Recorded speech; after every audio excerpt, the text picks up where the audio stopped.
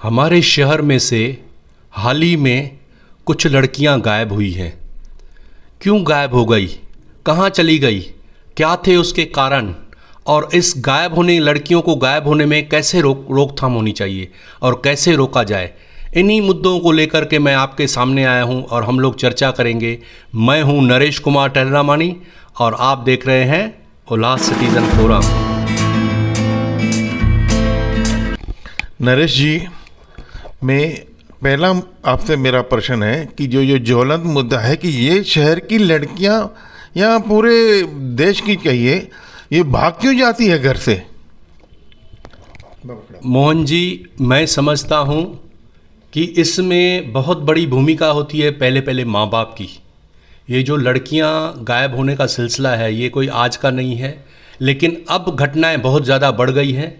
इसका मुख्य कारण मैं मानूंगा कि पहले पहले सबसे पहले बच्चा जो रहता है, लड़की हो लड़का हो, घर में रहता है, तो उनके माँ बाप की देखभाल क्या है वह बहुत बड़ा निर्भर करती है। आजकल देखा गया है कि बच्चे जो टीवी देखते हैं, पिक्चरें देखते हैं, सीरियल्स देखते हैं, उसमें किस प्रकार के कपड़े पहनते हैं, किस प्रकार से घूमते फिरते हैं, वो सारी चीज़ें उनके दिमाग में बैठ जाती है। एक मानो लड़कियों के दिमाग में इल्यूशन आ जाता है कि जिस लड़के से मैं घूम रही हूँ, कोई भी हो, आवारा है, टपोड़ी है, वो नहीं देखती है, वो समझती है वो हीरो है, पिक्चर में जैसे दिखाते हैं मैं हीरोइन हूँ। तो ये उनमें भावना पैदा हो जाती है। उसके साथ साथ अब माँ बाप का क्या भूमिका है? माँ बाप को चाहिए कि बच्ची या बच्चा जैसे ही 12-13 बरस क्रॉस होता है, उनके ऊपर पैनी नज़र रखनी।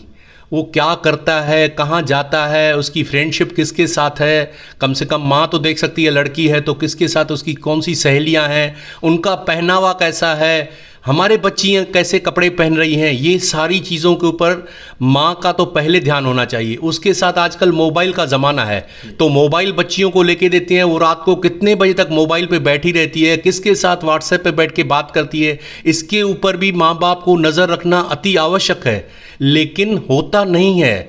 और मैं आपको बताऊं, कई लोग आजकल समझते हैं कि जितने कम कपड़े पहनती हैं लड़कियां, मतलब मैं तो रास्ते से गुजरता हूं तो मेरा सर भी शर्म से नीचे हो जाता है।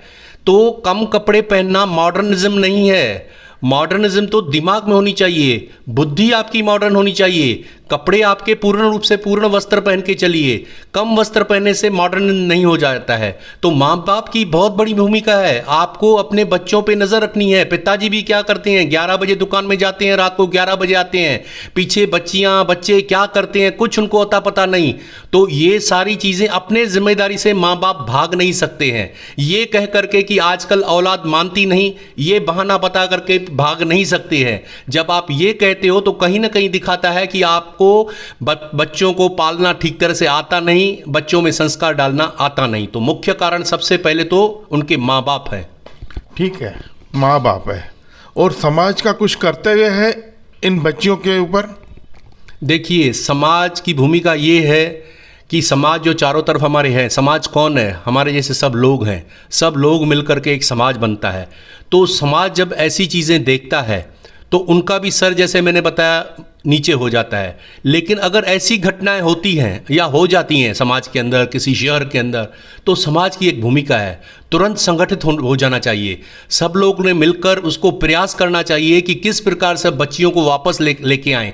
ऐसे ना हो कि माँ बाप अकेले, अभी हमने हाल ही में देखा माँ बाप अकेले पड़ गए थे, पुलिस में जा रहे थे तो पुलिस नहीं सुन रही थी। तो जब समाज पूरा एकत्र हो गया, संगठित हो गए और सभी लोगों ने उनके साथ आकर के उनके दर्द में उनके साथ हो गए, तो उनको कुछ न कुछ राहत मिल सकती है। पुलिस सुनेगी, पॉलिटिशियन सुनेंगे, सब सुनेंगे, लेकिन अगर समाज संगठित होकर के ऐसे लोगों की मदद के लिए आगे आएंगे, न कि उनके ऊपर हंसी उड़ाइए, न तो उनका साथ दीजिए, ऐसा नहीं, क्योंकि कल जो उसके घर में घटना घटी है कल मेरे घर में भी हो सकती है।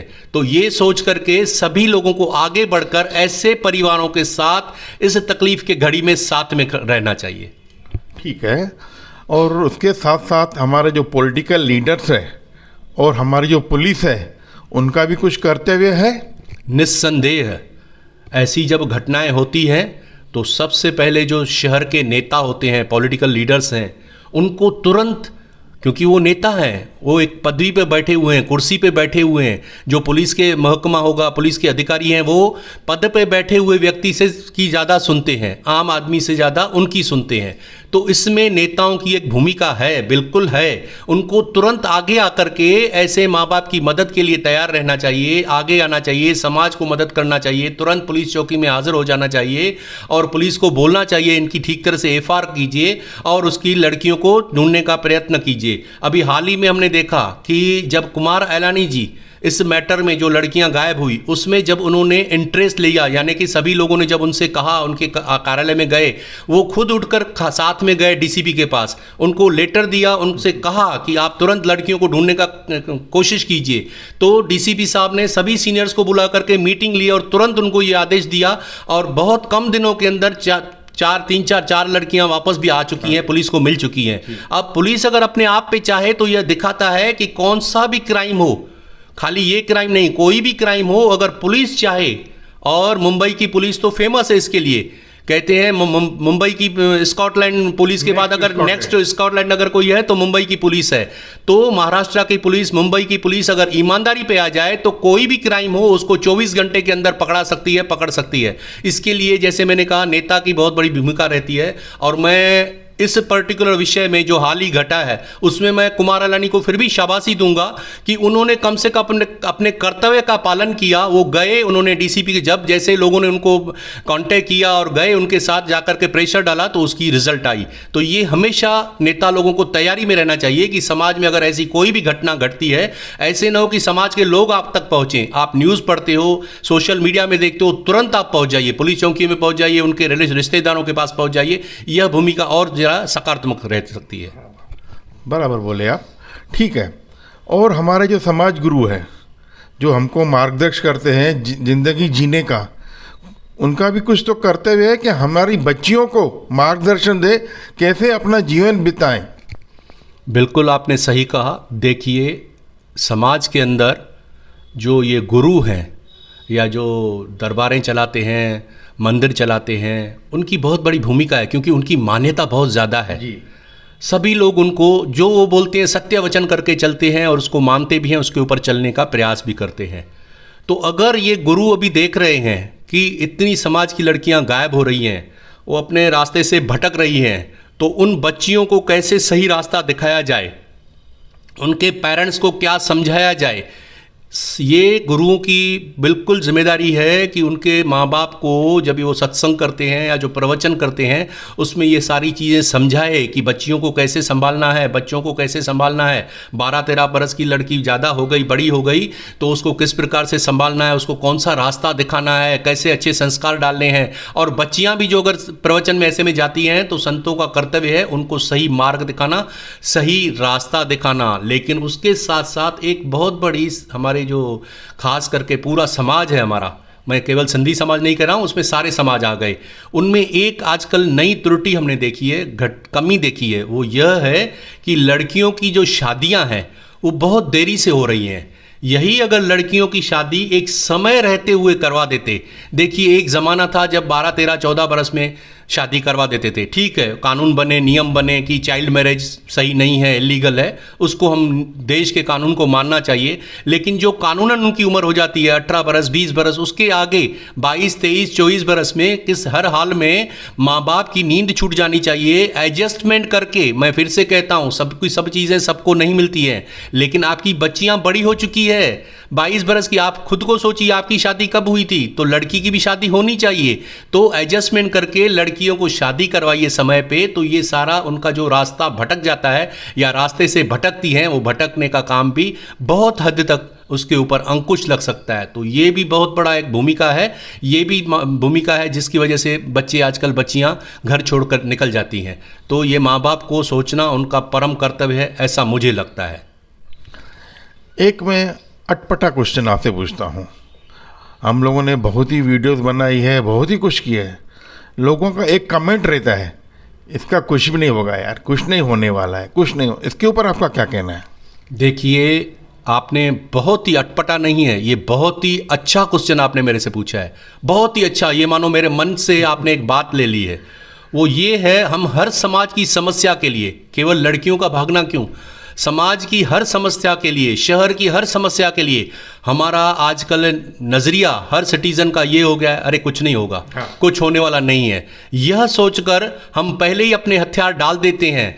हम आगे लड़ाई लड़ने के लिए तैयार ही नहीं होते हैं, हम एफर्ट ही नहीं डालना चाहते, हम कोशिश ही नहीं करना चाहते हैं, फिर उसका बहाना ये ढूंढते हैं कि कुछ होने वाला नहीं है, कुछ होगा नहीं। मैं आपको एक उदाहरण दे सकता हूं कि देखिए, कैपिटल वैल्यू टैक्स इस शहर में जब ही लगा था, सब लोग कहते लग जाएगा, ये तो अभी बस सरकार ने मन बना लिया, ये तो लगेगा ही लगेगा।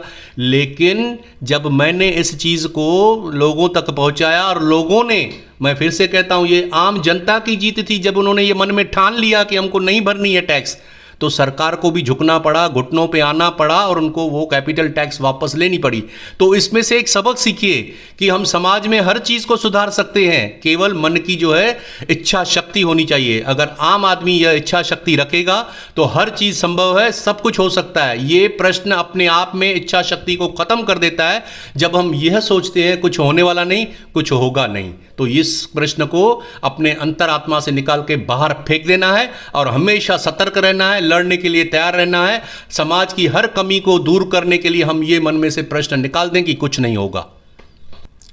नरेश जी, आपने दिल खोलकर अपने ख्याल रखे, उसके लिए हमें बहुत खुशी है कि आपने मार्गदर्शन भी किया हमारे समाज को कि जैसे हमारा जीवन सुखमय हो। उसके लिए हमारे जो माता पिता है बच्चों का, उनका कर्तव्य है, हमारे समाज का कर्तव्य है, हमारे पॉलिटिशियन पुलिस का कर्तव्य है, हमारे धर्मगुरु का कर्तव्य है, वो अपना रोल निभा के वो हमारे बच्चों को मार्गदर्शन करके, हमारे समाज को मार्गदर्शन करके जैसे हमारा जीवन सुखमय, आनंदमय और शांति में रहे। जय हिंद दोस्तों।